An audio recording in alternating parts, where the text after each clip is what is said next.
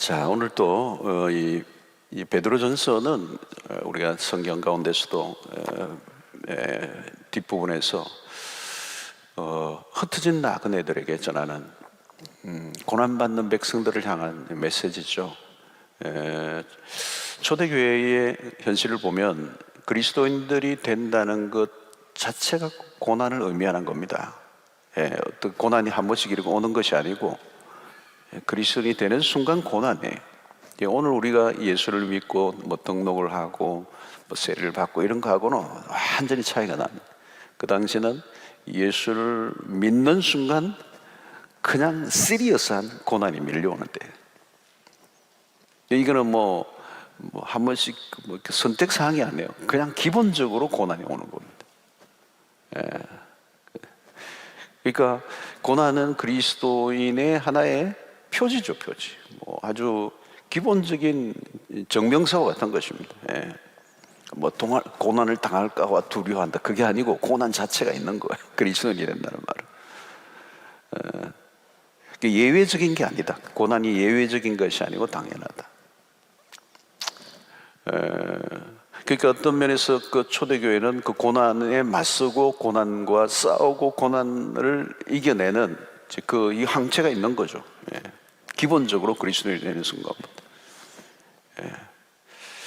자, 오늘 베드로전서 편지를 받는 1세기 성도들은 예수를 믿는 것 때문에 생계위협, 그거는 기본. 뭐 직업을 빼앗기건 그거는 뭐 아무것도 아니고요. 생명을 빼앗길 수밖에 없는 위기를 받았다는 거예요. 그리스도인이 된 순간 죽음의 위협 당하는 거죠. 지금도 이슬람권에는 그런 일들이 있죠, 여러분. 실제로 그 집안에서도 명예살인을 하는 거잖아요. 죽여버리는 거죠, 예수를 믿는다면. 자, 오늘 12절에 보면 사랑하는 자들아 너희를 연단하려고는 불시험을 이상한 일 당하는 것 같이 이상히 여기지 말라. 이 불시험이라는 거죠. 불시험이라는 표현은 뭡니까? 불을 통과하는 것과 같은 혹독한 시련을 말하는 겁니다. 그러니까 초대기 그리스도인들이 얼마나 힘든 상황 속에서 신앙을 지켰는가 하는 걸 보여주는 겁니다. 그러니까 신앙을 지킬 건가 생명을 내어놓을 건가, 이 갈림길에서 늘 시험을 당했습니다. 이 불을 시험이 뭘까요? 실제로 불과 같은 것이죠. 이 불은 무서운 겁니다, 그죠? 뉴스에서 보는 거하고 멀리서 보는 거하고 달라요. 불을 가까이 가면, 저는 호주에서 이 가스통이 터져가지고 일가족이 완전 막 화상을 당하고 일가족이 죽고 한 명만 살아남았는데, 그 아이가 화상을 당했는데, 난 진짜 불 무섭더라고요. 그냥 녹여버리는데 그 고통은 이런 말할 수 없어요. 제일 무서운 게 화상이더라, 화상. 전신 화상. 거즈로 온몸을 칭칭 헤맸는데, 이런 불시험이라는 표현을 쓴 겁니다. 혹독한 거라는, 혹독한 거다. 뭐 누가 좀 나를 미워한다, 그것도 아무것도, 그건 시험 축에도 들어가지 않아요. 여러분, 기독교 역사를 더듬으면 뭡니까? 불시험이잖아요, 불시험. 오늘 2000년의 기독교 역사에 하나님의 교회가 여기까지 오게 된 것은 이 불시험을 통과한 초대의 그리스도인들의 믿음이 있었기 때문에. 고문 도구들도 다양하죠, 여러분. 믿음을 지키는 사람들을 위해서 오늘 또 북한에도 그런 일들이 일어날 거예요. 그죠? 우리가 많이 듣잖아요. 고문당하고 죽이는 것들.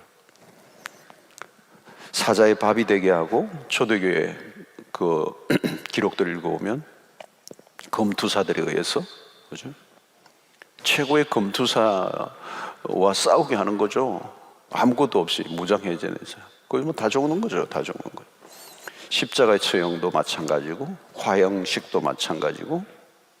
여러분, 일제시대에 우리 주기철 목사님 같은 분들은 뭐 그때 얘기를 듣잖아요. 우리가 모판 위로 막 걸어가게 하는 거. 그 뭐 말할 수 없는 고난을 당하는 것이죠.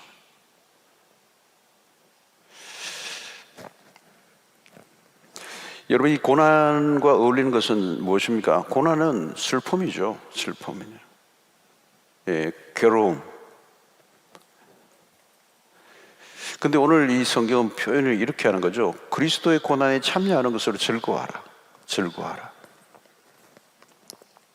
이 기독교가 이 고난에 대한 다른 접근입니다. 고난에 대한 다른 접근이죠. 어떻게 제정신으로 고난에 참여하는 것을 즐거워할 수 있는가?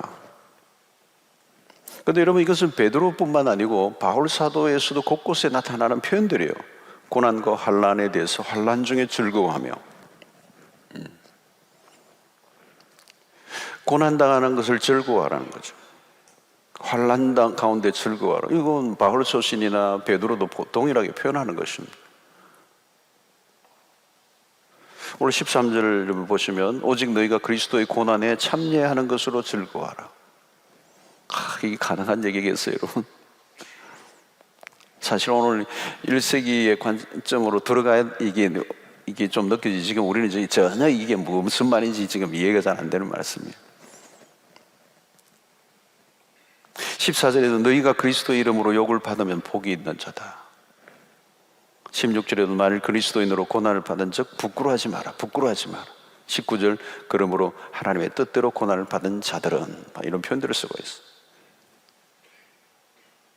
여기 중요한 것은 예수 때문에 받는 고난이죠. 물론 개인적인 어떤 실수로 연약함 때문에 당하는 시련을 말하는 거 아니에요. 그래서 15절에는 세상에서 쓸데없는 일들로 고난 당하지 말라는 거죠. 너희 중에 누구든지 살인이나 도둑질이나 악행이나 남의 일을 간섭하는 자로 고난을 받지 말려니와.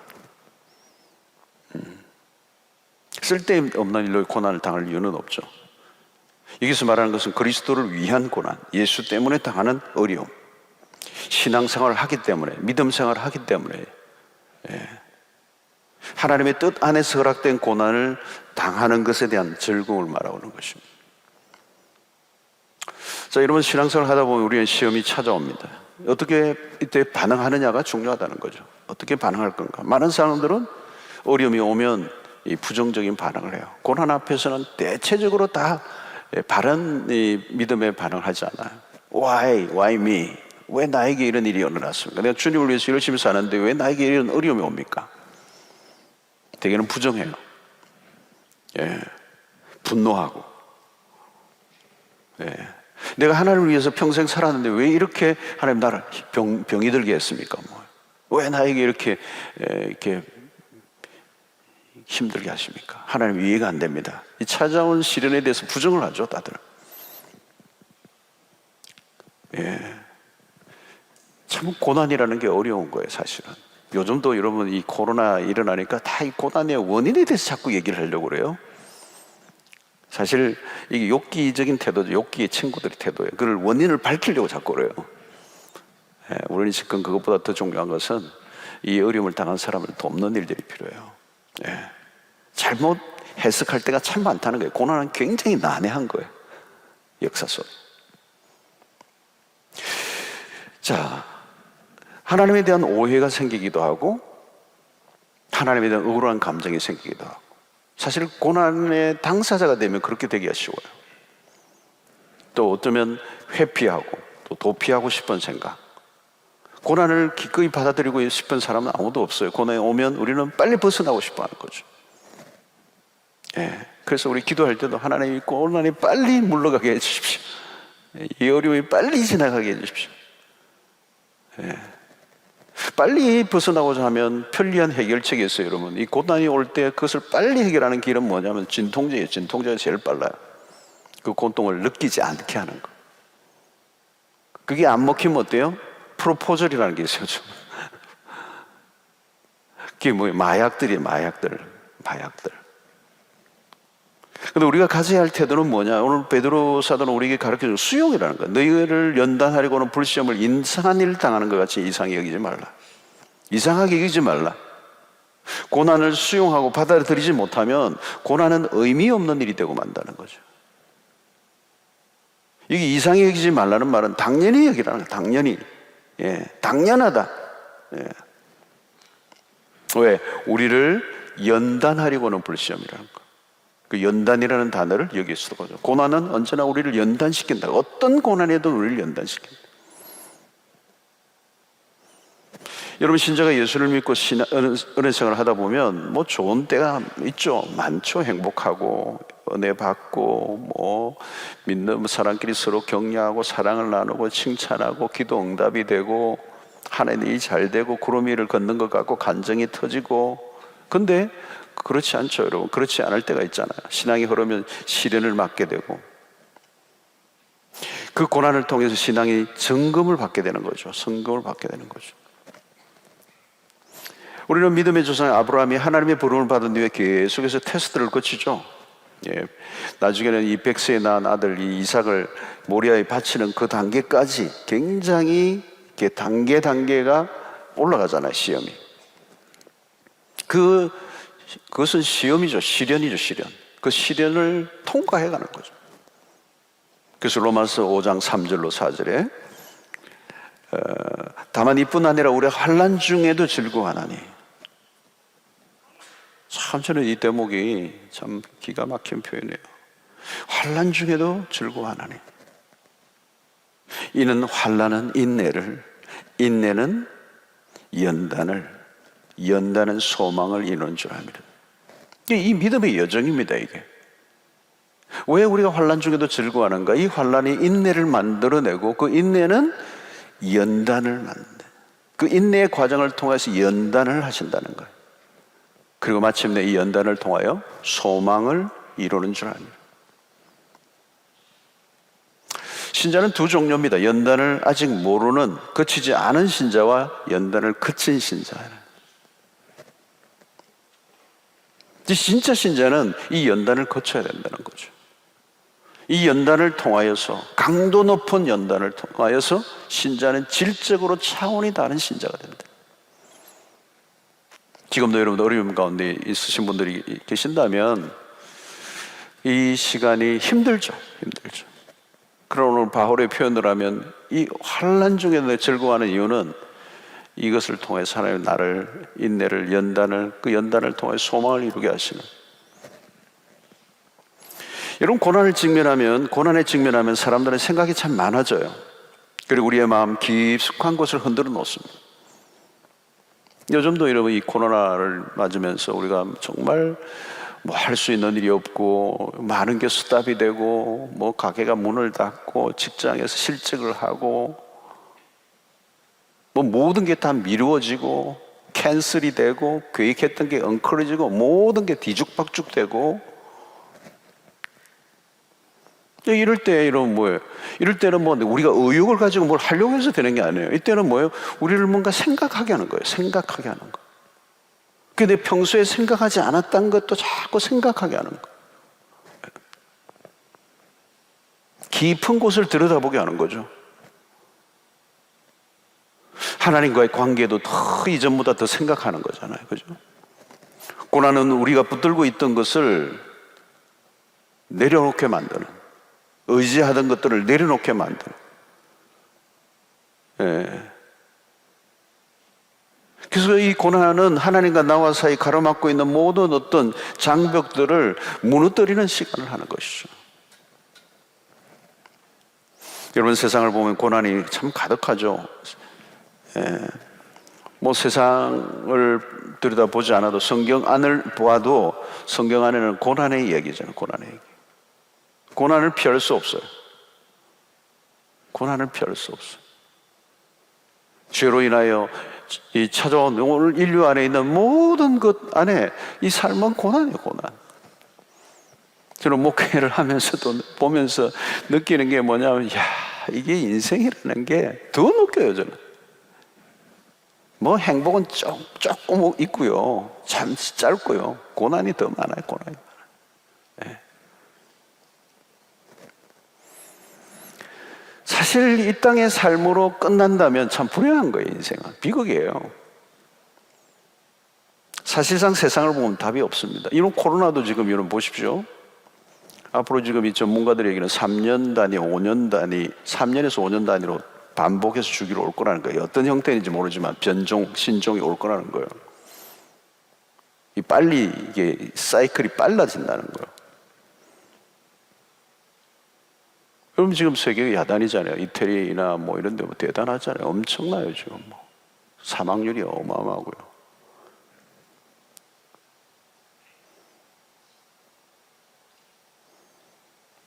사실 세상을 바라보면 답이 없어요. 우울증 환자들 보면요, 요즘 그런 경우가 있어요. 뭐 아이와 같이 죽어요. 보면 자기 혼자 안 죽고 같이 죽는데, 이 세상에 살아보았자 고통이기 때문에 이렇게 하는 게, 이렇게 죽이는 게, 자기 아이를 죽이는 게 이 아이를 위해서라고 믿는 거예요. 그 사람은 철떡같이. 이 아이를 내가 죽이고 죽는 게, 내가 죽는 게 이 아이를 위해서, 내가 베풀 수 있는 거라는 거죠. 이 고통 많은 세상에서 이 아이를 남겨두는 것은 아버지가 자연이라고 생각하는 거예요. 자기 해석을 하는 거죠. 그 고난 당하면 고난밖에 보이지가 않는 거죠. 고난밖에 안 보이면 고난을 이길 수 있으면 못 이깁니다. 고난 외에 눈에 보이는 게 없는데 살 힘이 있습니까? 살 수가 없어요. 여러분, 신자의 삶이 다른 것이 뭡니까? 고난은 고난으로 끝나지 않는다는 거죠. 그 이제 성경의 어마어마한 테마잖아요. 메인 빔이잖아요. 고난에 따라오는 것이 있다는 거죠. 고난으로 끝나지 않는다. 그 고난에 거대한 따라오는 주제를 성경이 끊임없이 우리에게 이해하는 것은 소망인데, 그 소망에 이 뭘로 이루어진다? 영광으로, 영광이라는 단어로 맞바꾸고 있는 것이죠. 자, 여러분, 믿음이란 현재보다 미래를 더 크게 보게 하는 것입니다. 고난이라는 현재보다 더 큰 것이 보이면 고난은 감당할 만하다. 그래서 오늘 14절을 이렇게 얘기하죠. 너희가 그리스도의 이름으로 치욕을 당하면 복 있는 자로다. 영광의 영, 여기가 중요한, 영광의 영, 곧 하나님의 영이 너희 위에 계심이라. 사람들에게 치욕을 당하고 순환을 당하고 고통 속에 있지만 영의 눈을 뜨고 보면 영광의 영이, 곧 하나님의 영광이 너희 위에 계십니다. 13절 다시 보면 오히려 너희가 그리스도의 고난에 참여하는 것을 즐거워하라. 이는 그의 영광을 나타내실 때 너희도 너희로 즐거워하고 기뻐하게 하라며. 놓치지 말아야 할 것은 고난이라는 단어에 따라다니는 단어예요. 그게 뭐예요? 영광이라는 단어, glory라는 거.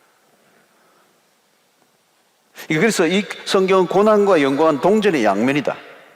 고난이 있으면, 그리스도를 위한 고난이 있으면 반드시 영광이 따라붙는다. 그 겪은 고난도 없는데 영광이 있을 수가 없어요, 여러분. 성경에 의하면 정말 고난이 없이 받는 영광이 있다면 빨리 받나봐야 돼. 그 영광은 아무 소용이 없는 거예요. 그래서 수치로 변하게 되는 거죠. 고난이 없는 영광을 약속하는 곳에 있다면 그건 사기예요, 사기. 헛된 야망이고. 여러분, 고난과 영광이라는 단어는 사실 일반 사회에서도 통용되는 것이죠. 뭐 세계적인 스포츠 스타들이나 아티스트들이나 뭐 업적을 낸 학자들이나 기업가들이나 어디를 가보아도 인간의 한계를 뛰어넘는 육체적 고통을 이겨낸 스토리들이 많죠. 예. 우리 그 강수진 씨 같은 것도 발레리나 강철납이라고 하는, 그 발이 막 여성의 발이 아니고 막 다 망가지고 막 다 하고 막 뼈가 막 으스러지고 막. 그분의 그 글을 읽어보면 참 대단하잖아요, 여러분. 아침에 자고 일어났는데 내 몸이 아프지 않으면 내가 전날 내가 최선을 다해서 연습하지 않았다는 것 때문에 자기를 자책하는 거예요. 아파야 정상이니까. 내가 그렇게 몸이 망가질 정도로, 와, 진짜 독하기는 독해요. 예. 그러니까 여러분, 그 독일에 뭐 아주 그냥 최고의 발레리나로, 세계적인 발레리나로, 지금 한국 국립 발레단 단장으로 왔잖아요. 엄청난 거죠, 여러분. 그게 뭐예요? 무대에서 막 하는 그게 그 영광스러운 게 막 박수를 받게, 이게 아니고 커튼을 제치고 뒤에 보면 무대 뒤에서 그 눈물, 고통, 그죠? 다만 세상에서 주어지는 영광과 우리의 영광이 다를 뿐이지 원래는 비슷해요. 인생은 고난의 얘기입니다. 고난에 직면할 것인가, 고난을 피할 것인가. 신자가 세상에서 믿음으로 살고자 할 때 직면해 오는 고난을 어떻게 할 것인가. 일반적으로 우리는 고난을 피하고 싶어 합니다. 우회 도로를 찾고 싶고 편하게 살고 싶고.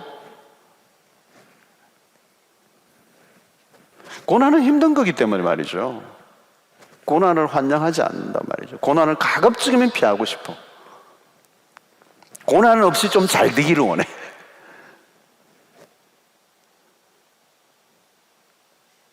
여러분, 승리한 믿음의 선배들을 본 것이 뭡니까? 고난을 피하지 않아서 그들은 고난을 겪었고 그 고난만 본 게 아니라 그 고난 뒤에 따라오는 것이 있음을 보았습니다. 고난 그 자체보다 고난이 저편에서 다가오는 그 영광의 빛을 본 사람만이 현실의 고난에 무릎을 꿇지 않는다. 여러분, 그냥 고난만 보면요, 기가 질려서 못 살아요. 죽는 게 낫지.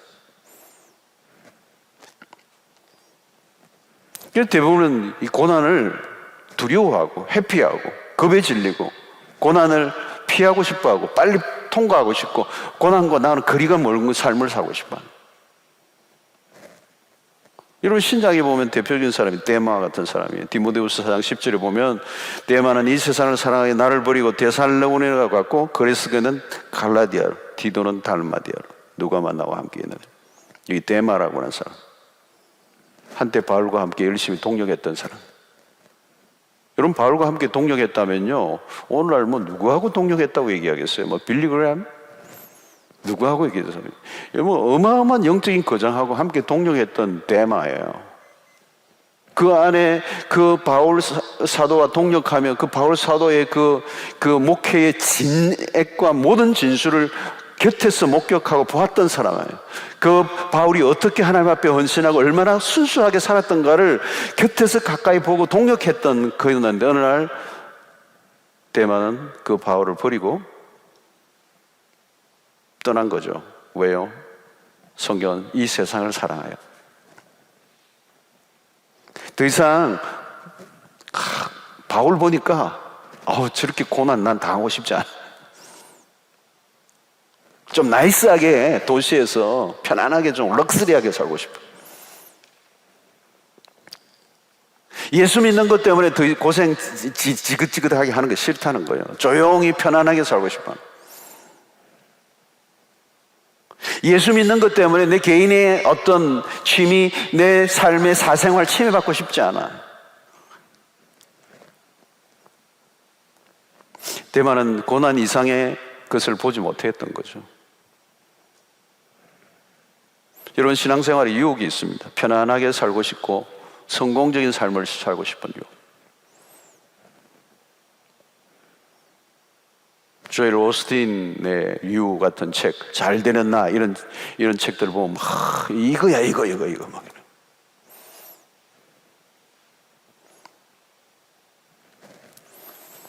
여러분, 예수를 믿고 모든 게 항상 잘 된다고만 생각하는 건 복음이 아닙니다. 누가 그리스도를 위해 고난을 받으려고 하겠습니까?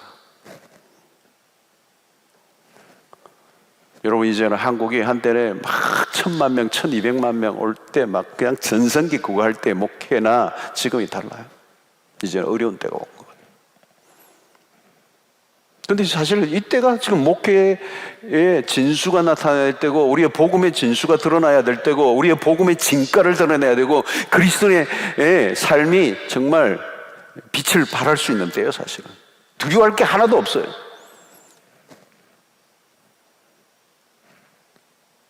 우리가 편안하게 살기를 원했다면 지금 정말 두려워해야 돼요. 그러나 여러분, 편안함과 우리의 이 세상의 어떤 즐거움이 우리의 목표가 아니었다면, 여러분, 오늘날의 교회는 온천당 종교로 표현한 신학자가 있어요. 이 제임스 패커 박사 그런 얘기해서 그런 책이 조그마한 책이 있는데요. 오늘 현대 그리스도인들이 온천탕에 딱 들어가 아주 그냥 그 탕 안에 따뜻한 물에 들어가지고, 여러분 어떤 마음이 들어요? 그때 좋다 이렇게 온천탕에 들어가 앉아 있으면 너무 좋아 이렇게. 나오고 싶지 않은 거예요. 나오고 싶지가 않아. 오늘 그 현대 그리스도인의 모습을 그렇게 표현을 했어요. 온천탕 종교. 우리는 현실에서 안주하고 싶은 유혹을 가지고 있어요. 편리성을 추구하는 것들이 늘어나고 있어. 오늘날 문화 안에 편리주의가 얼마나 깊이 들어와 있습니까? 뭐 편리하면 뭐 한국이죠, 한국. 진짜 한국은 편리한 나라예요. 배달의 민족. 이번에도 뭐 막 그냥 다 바깥 출입 안 하니까 어떤 분이 글을 써놨더라고. 이번 이 코로나 사태 최고 귀한 사람들은 의사분들이고 그다음 두 번째는 배달한 분들이래. 집집마다 막 다 배달하고 막 이러니까 막 배달하는 분들이. 근데 뭐 어떤 분들은 배달하다가 가로사로 죽기도 하고 그러잖아요, 여러분. 로켓 배달. 주문만 하면 새벽에 그냥 문 앞에다 갖다 놨어. 아주 프레시한 그것을 그냥 로켓으로 앞에 갖다 놓을까. 기가 막혀.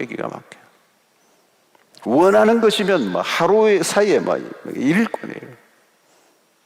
얼마나 편리한지. 여러분, 그런데 그 안에 독소가 있어요, 여러분. 불편함이 싫어지고요. 기다리는 게 싫고요. 힘든 게 싫고요. 여러분, 우리 시대를 뒤덮고 있는 정신이 뭡니까? 소비주의 영성, 고난 없는 영광, 조금만 힘들어도 견디지 못함. 십자가는 매력적이지 않아요. 십자가에 환호하지 않아요. 은혜 받는 것 좋지만 십자가는 노 땡큐. 고난, 환난, 희생, 고개를 흔들어. 그래서 현대 그리스도인들에게 고난에 대한 면역성이 없습니다. 약간만 어려움이 오면 견뎌내지를 못하는. 고난에 대한 설교도 인기가 없어요. 좋은 얘기만 해달라는.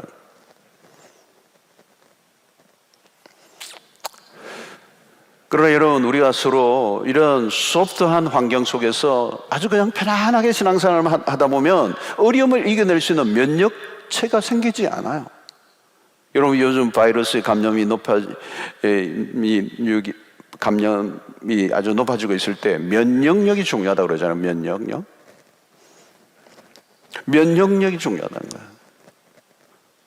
바이러스가 침투해도 면역력 있는 사람은 이겨내는 거예요.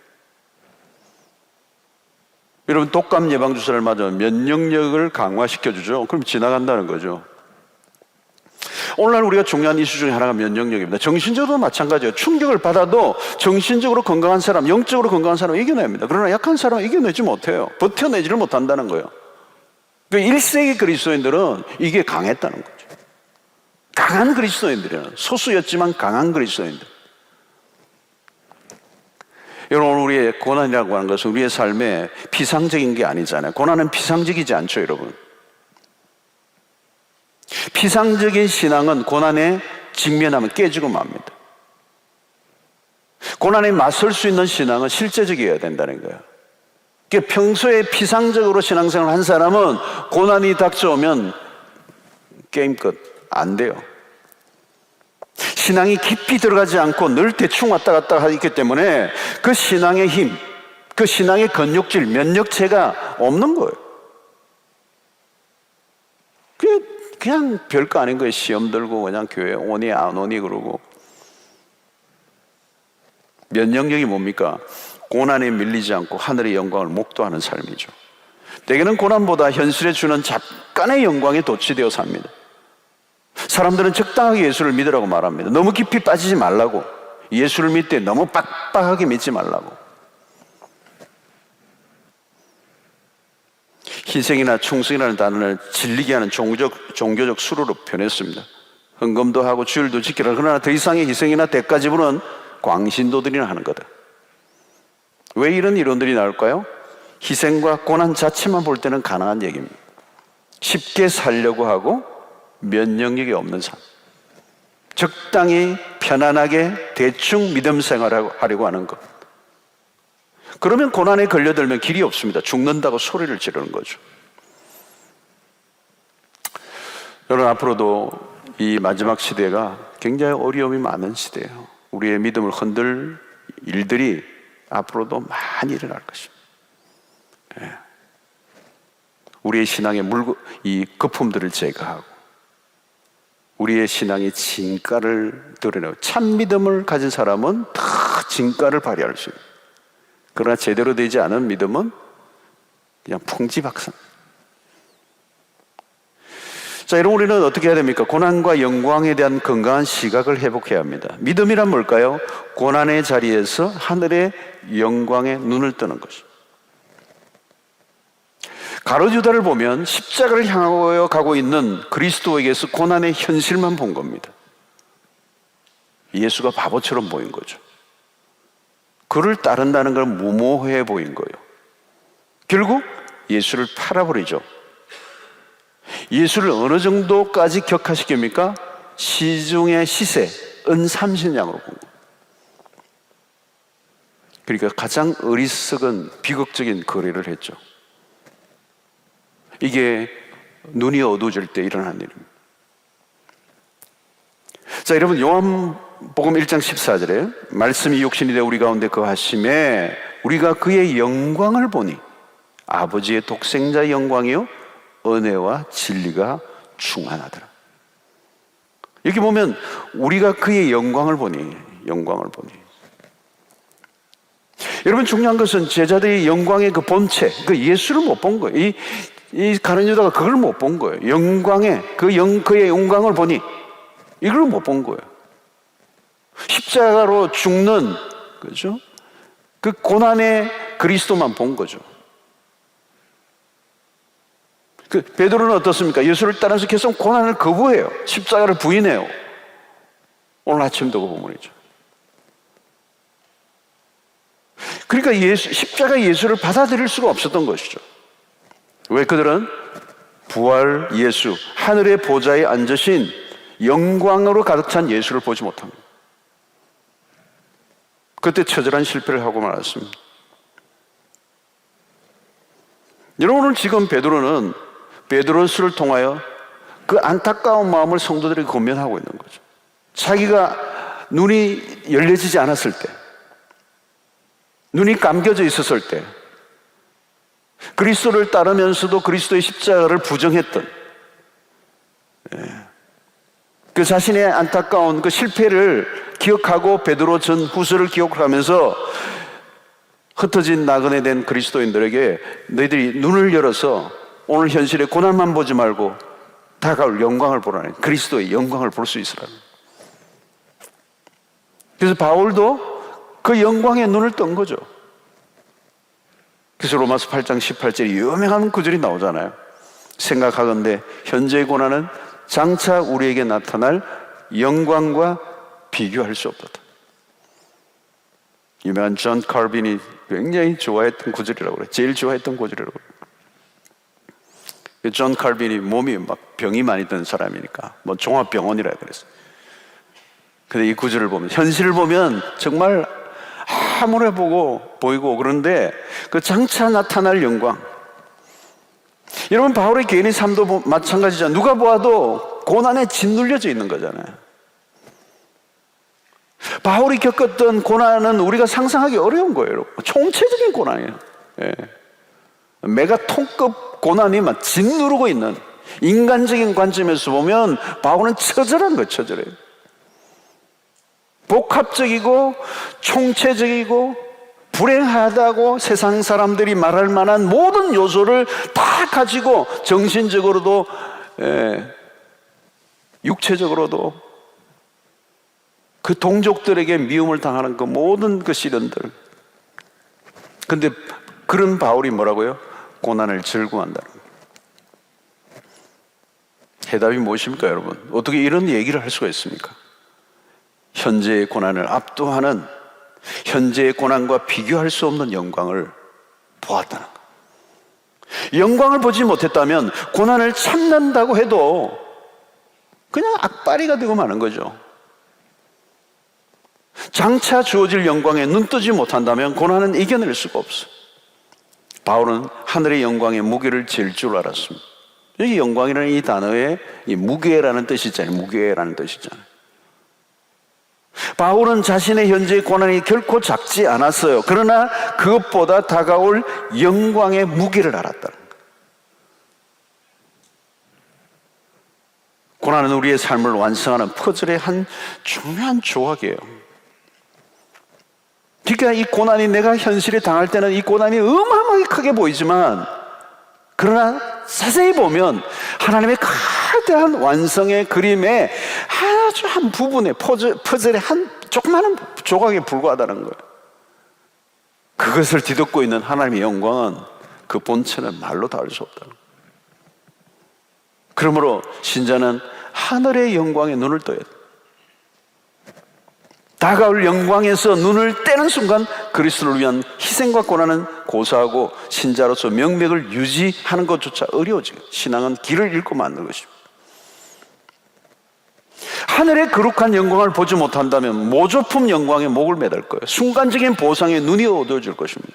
그러면 신자의 삶은 천막해지고 마는 것입니다.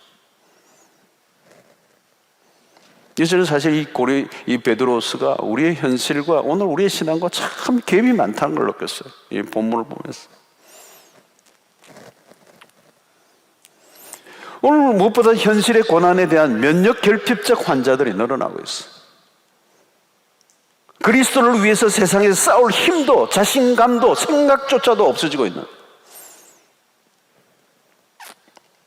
그리스도인으로서의 투지가 사라지는, 세상에 던져주는 모든 유혹 앞에서 무기력해져 있는,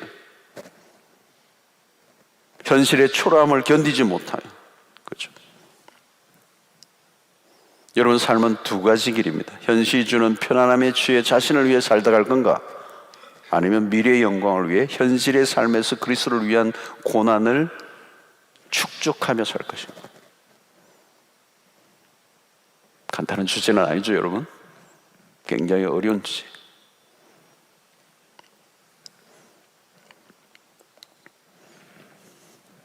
미래를 위한 가장 확실한 보험은 다가올 영광을 위해 하나님의 나라를 위한 헌신입니다.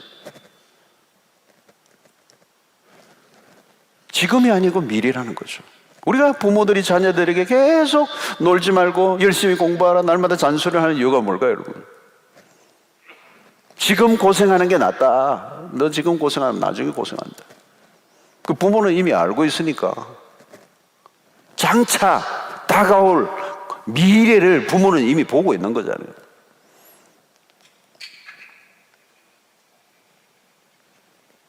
여러분, 오늘 신자가 그런 거죠, 여러분.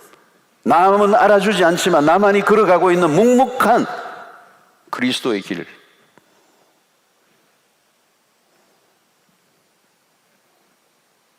그리스도 때문에 당하는 고난, 그리스도 때문에 당하는 억울함, 그리스도 때문에 겪는 그 여러 희생들이 미래에 받을 영광을 위한 축적. 남들이 바보라고 말하지만 내가 주님을 위해 사는 이 모습을 포기할 수 없는 이유가 뭘까요? 고난이 큰 것이 문제가 아니라 영광을 보지 못하는 게 문제예요. 여러분, 장차 다가올 영광이 무엇인지 구체적으로는 다 알 수가 없어요. 분명한 것은 상상의 수준을 넘어선 만족과 기쁨이 주어질 거라는 거예요. 영광이다. 그렇죠? 올림픽에서 금메달을 딸 때 그 영광이다. 그렇죠? 그 받는 사람은 얼마나 좋겠어요, 뭐. 예, 그죠? 뭐, 그때 감격은 엄청난 거죠. 이 성경은 이 영광을 얘기하는데, 이 영광을 주님은 산상수훈에서 이렇게 세상의 모든 권세를 다 가지고 호사를 누렸던 솔로몬이 누렸던 그 영광도 이 들의 꽃 하나만도 못하다, 이렇게 얘기했어요. 여러분, 하나님이 지으신 세계를 보면 아름다운 꽃들, 들풀 하나에서도 하나님의 영광을 봅니다, 여러분. 하늘의 별들을 바라보며, 폭포를 바라보며, 네. 그 장엄한 것들을 바라보며, 몇 년 전에 그 이과수 볼 때, 와, 그죠? 거대한 물줄기, 거대한 폭말들, 그 굉음의 소리 내리면서 쏟아지는 거 물 들어오면서 와 하는데, 그게 뭐예요, 여러분? 그 입을 다물지 못하게 만드는 그 아름답고 위대한 장엄한 그 일부분을 보면서 입을 다물지 못하게 만드는 것은 뭘까요? 그 탄성은 하나님에 대한 것이죠. 하나님에 대한 것이죠. 이렇게 어마어마한 것을 보면서 목격하는 이 어마어마한 것은 이 지구의 아주 일부에 불과하고 그 우주 이 만물을 지으신 그 하나님은 어떤 분이실까? 여러분, 변화산에서 주님의 그 변화된 그 영광스러운 모습을 보고 베드로가 감격하잖아요. 그 순간 빼앗기고 싶지 않은 만큼 그 영광의 예고편을 보면서도 그냥 베드로가 어마어마한 반응을 하죠. 텐트 3개를 치겠다고 그러고 말이죠. 그래요. 그 감격에 빠져 있던 그 베드로가 지금 오늘 이 베드로서에서 뭐라고 얘기하면 산소망을 얘기하는 산소망. 그것은 영광의 기대를 포기하지 말라는 것. 고난을 이기는 힘은 산소망이다. 그리스도를 위한 고난에 조금이라도 동참한다는 것은 그 일 자체가 영광이라는 거예요. 예수 그리스도에게 십자가는 고통이었지만 그것은 아들의 영광이었어요. 왜? 하나님께서 아들에게 주신 사명을 완수하는 순간이었기 때문에 그렇다는 것. 그래서 히브리서 12장 2절은 믿음의 주여 또 온전하게 하시는 이인 예수를 바라보자. 그는 그 앞에 있는 기쁨을 위하여 십자가를 참으사 부끄러움을 개의치 아니하시더니 하나님 보좌 우편에 앉으셨느니라. 성도 여러분, 우리가 현실이 어려우면 어려울수록 우리가 해야 될 것은 하나님의 영광에 대한 갈망입니다. 내 몸이 말기암으로 죽어가는 것이 비참한 일이 아니에요. 내 육체가 건강하다는 것만으로 축복이라고 말하기 어려워요. 핵심은 지금 내가 하나님의 영광에 눈을 뜨고 있는 거예요. 두려운 일은 오늘 그냥 죽어가는 인류의 모습이에요. 요즘 뭐 코로나로 인하여 뭐 이태리가 몇 명이 오늘 하루에 몇백 명이 죽었고 스페인에서 몇백 명이 죽었고 2000년병이 온 세상에 창궐하며 오늘 우리 한국에도 몇 명이 죽었고 죽음에 대한 얘기를 들으면서 그렇죠? 우리가 듣는 이 우리에게 다가오는 메시지는 뭐예요? 여러분? 세상의 모습이라는 거. 이 죽음 앞에 모든 소망이 다 꺾여버리는, 절망하는, 그 죽음을 이겨내지 못하는, 그 죽음으로 끝이 나고 마는. 요즘 보니까 뭐 이렇게 뭐 죽으니까 뭐 장례식에 사람들 찾아가지도 못하고 어떤 데는 가족이 얼굴 보지도 못하고 그냥 장례를 치러버리는, 너무나 안타까운 이 죽음으로 엔딩을 하는 이 인류의 저주 아래에 있는 모습들.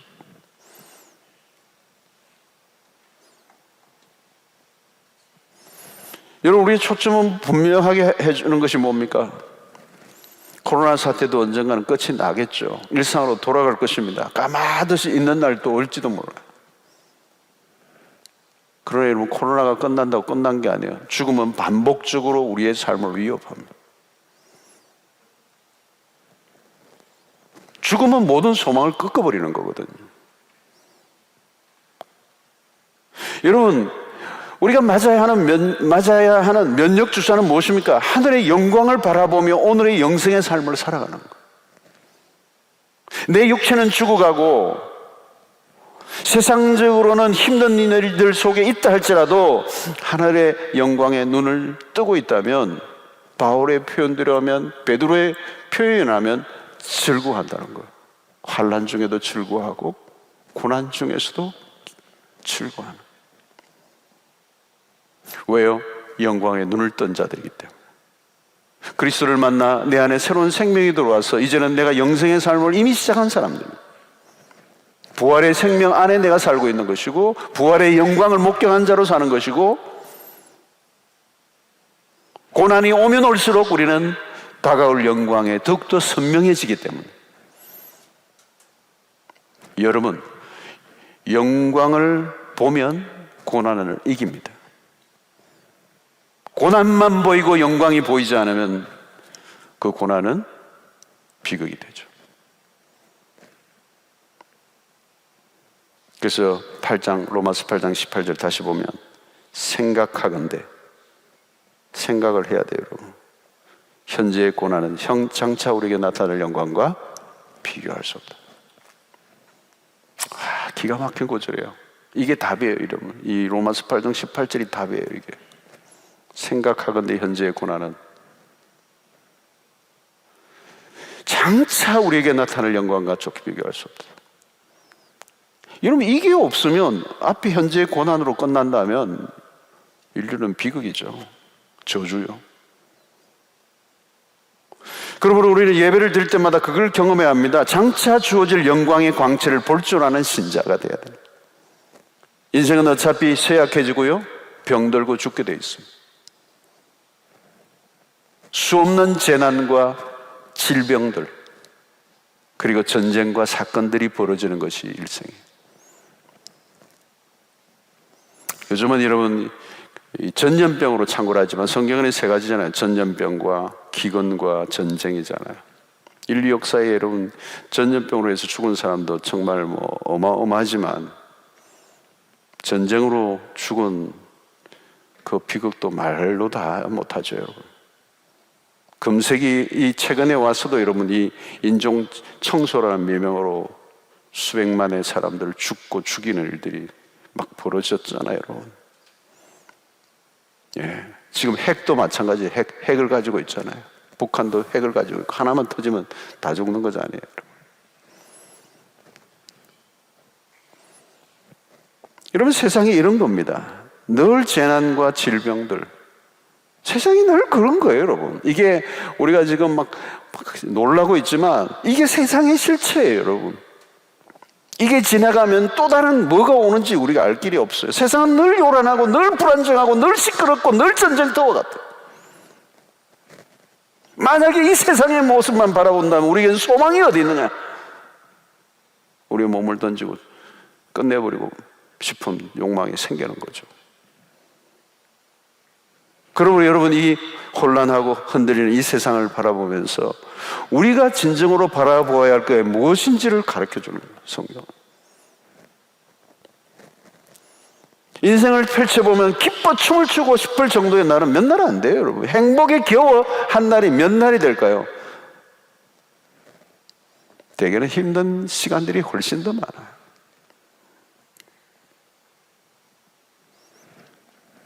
이 어려움이 끝나면 이제 다 끝났을까? 그런데 그렇지 않는다는 거. 생로병사가 그런 거 아니에요, 여러분. 생로병사가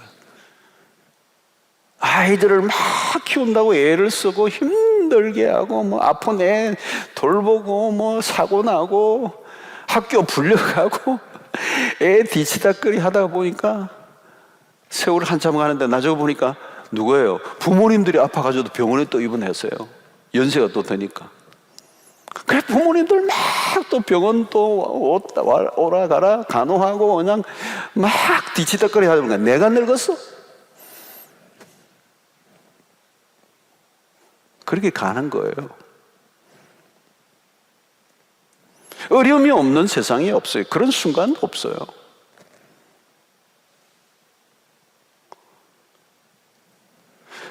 죽도록 일하고 고생하고 잘못 이루고 병원 다니고 싸우고 별일 나는 것으로 오해하고 풀고 인생 자체로만 본다면 희극은 별로 없어요. 여러분, 우리는 영광의 눈을 떠야 됩니다. 장래의 소망인 하늘의 영광이 더 선명해지는 은혜. 하나님의 사람들은 모두 동일하게 본 게 있어요. 하늘의 영광이에요. 하늘의 영광. 전혀 다른 세계를 본 겁니다. 모세가 시내산에서 보았던 그 영광, 그 영광을 내게 보이시옵소서. 딱 하나의 소원이 그거예요. 하늘의 영광! 영광. 집에 계신 분들 잠 깨라고 내가 소리를 쳤어요. 에스겔의 성전에서 보았던 영광, 그 성전에 가득한 영광, 베드로가 변화산에서 보았던 그 영광, 스데반 집사가 본 그 하늘의 영광, 사도 바울이 일순간 그 빛에 눈이 멀었던 그 영광, 사도 요한이 밤모섬에서 보았던 마지막 날 펼쳐질 그 하늘의 영광. 여러분 찬송가에도 그죠? 하늘의 영광, 하늘의 영광. 그 다음에 뭐예요? 내 마음속에 차고도 넘쳐. 와우. 내 마음속에 차고도 넘쳐야 될 게 뭐예요? 하늘의 영광이에요. 하늘의 영광. 땅의 영광도 아니에요, 여러분. 땅의 영광도 한순간에 다 사라져버리고 말아요. 아무것도 아니에요, 여러분. 기를 쓰고 막 빡빡 그냥 그 영광을 가지려고 했던 거 아무 소용없어.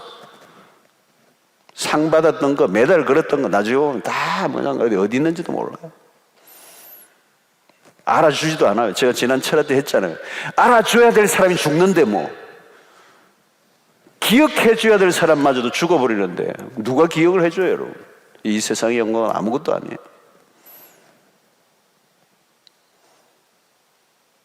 여러분, 우리가 주목할 것은 현실의 고난이 아닙니다.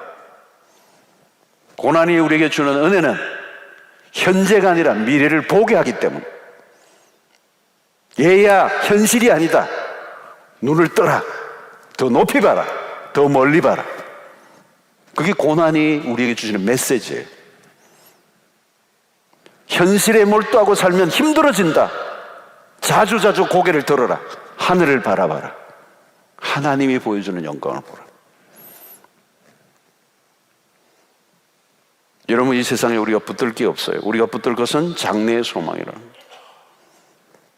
성경이 우리에게 명확하게 보여주는 것은 이 땅에는 소망이 없음이라는 거, 없음.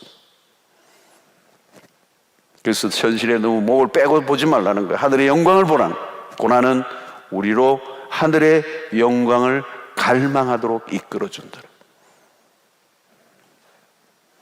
그래서 여러분, 고난 중에서도 환난 중에서도 즐거워하며 그런 거예요.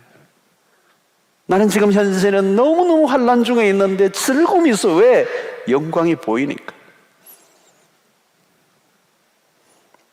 여러분, 우리가 받는 고난은 그리스도 때문입니까? 그렇다면 여러분, 걱정할 거 없습니다. 내가 그리스도를 위해 살고 있는가, 그것만 확인하면 됩니다.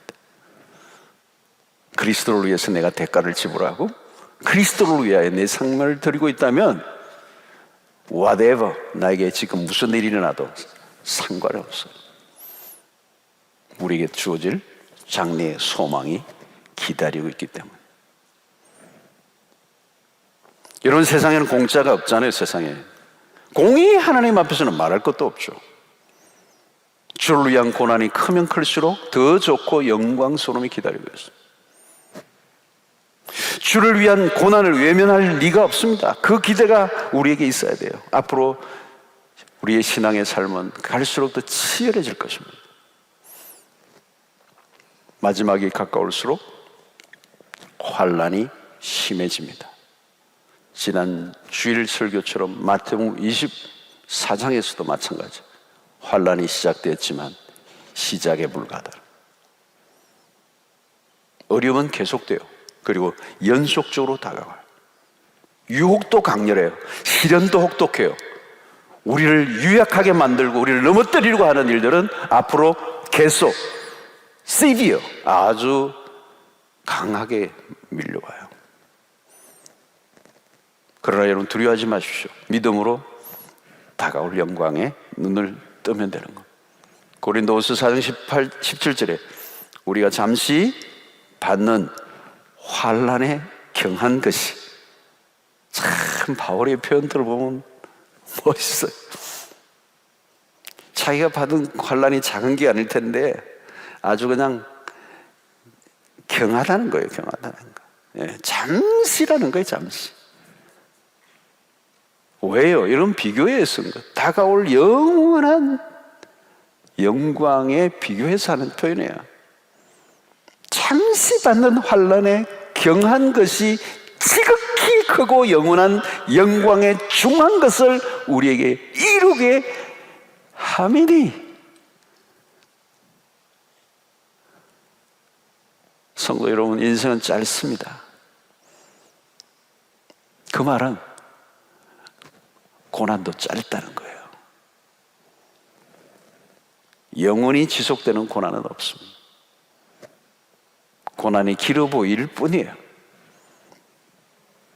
그러나 우리에게 그 고난이 길어 보이지만 우리에게 주어질 영광에 눈뜬 사람은, 그 영원한 영광에 중한 것을 본 사람은 그 고난이 길어 보이지 않아요. 잠시 받는 환난에 경한 것이다.